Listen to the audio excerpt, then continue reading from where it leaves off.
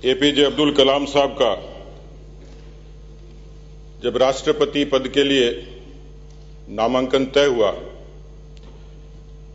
और उस समय जब उनसे पूछा गया कि नामांकन के लिए सबसे अच्छा मुहूर्त कौन सा रहेगा, बहुत खूबसूरत बात उन्होंने कही। उन्होंने कहा कि भारत की धरती पर पैदा होना ये सबसे सुंदर मुहूर्त है। ऐसे सनातन देश में पैदा होके, मैं एक मछुआरे के घर में पैदा होके और इस देश के सबसे बड़े लोकतंत्र का मुखिया बनूंगा, मुझे लगता है कि इससे बड़ा कोई सौभाग्य हो नहीं सकता। आदरणीय सभापति महोदय,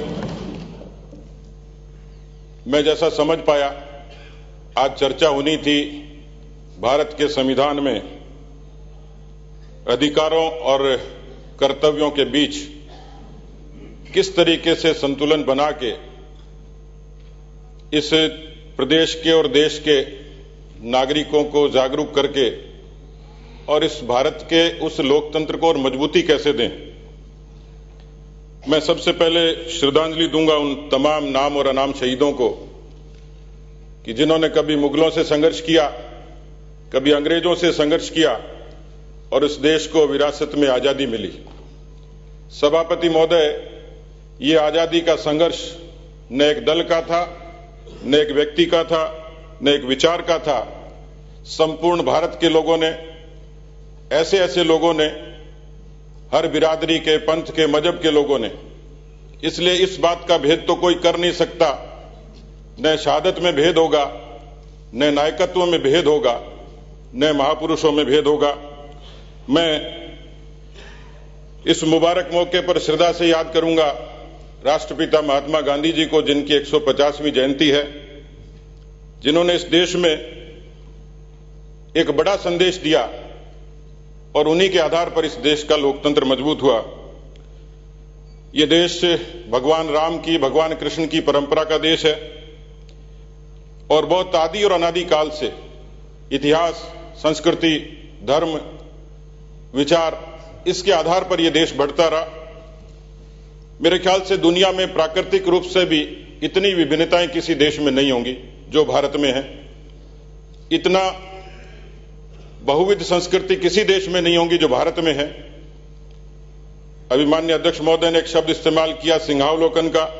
यकीनन शेर जब जंगल के शिकार की तलाश में बहुत योजन दूर तक जाता है तो जंगल का राजा शेर भी ठिठक कर पीछे मुड़ के देखता है कि शिकार की तलाश में मैं कितनी योजन आ गया। आज भारत भी उस सिंहावलोकन की आवश्यकता महसूस करता है। आदरणीय सभापति महोदय, लोग भारत की कमियों का जिक्र करते हैं, लेकिन मैं आशावादी हूं। बहुत सारे लोग इस देश में आशावाद के आगे बढ़ते हैं। कमजोरियों का जिक्र भी चौपालों पर होता है, अनेक मंचों पर होता है, लेकिन संविधान के 70वें वर्ष में, लोकतंत्र के 67वें वर्ष में और आजादी के 72वें वर्ष में मैं आशा कर सकता हूं कि भारत में वो ताकत है, वो दम है और इसका उदाहरण साफ तौर पर देख सकते हैं कि इस देश के लोकतंत्र पर अनेकों बार संकट आए। ऐसा नहीं हुआ कि लोकतंत्र कमजोर नहीं हुआ होगा, लेकिन इस देश की जनता ने, जागरूक जनता ने, इस देश के राजनीतिक दलों ने भी, मैं उनसे इत्तेफाक रखता हूं, लेकिन भारत के सबसे बड़ी ताकत मुझसे कोई पूछे तो आज दुनिया का सबसे बड़ा मानव संसाधन, अंतरिक्ष की 100 यात्राएं, लेकिन मुझसे कोई पूछे कि एक लफ्ज में आधुनिक भारत के उपलब्धियां बताइए तो मैं यकीनन कहूंगा, गर्व के साथ कहूंगा कि भारत का लोकतंत्र दुनिया में भारत की सबसे बड़ी ताकत है।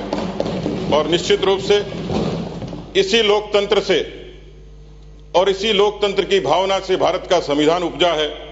और मैं श्रद्धा से याद जन टीवी की लेटेस्ट अपडेट पाने के लिए हमारे चैनल को जरूर सब्सक्राइब करें और नोटिफिकेशन पाने के लिए बेल आइकॉन दबाएं।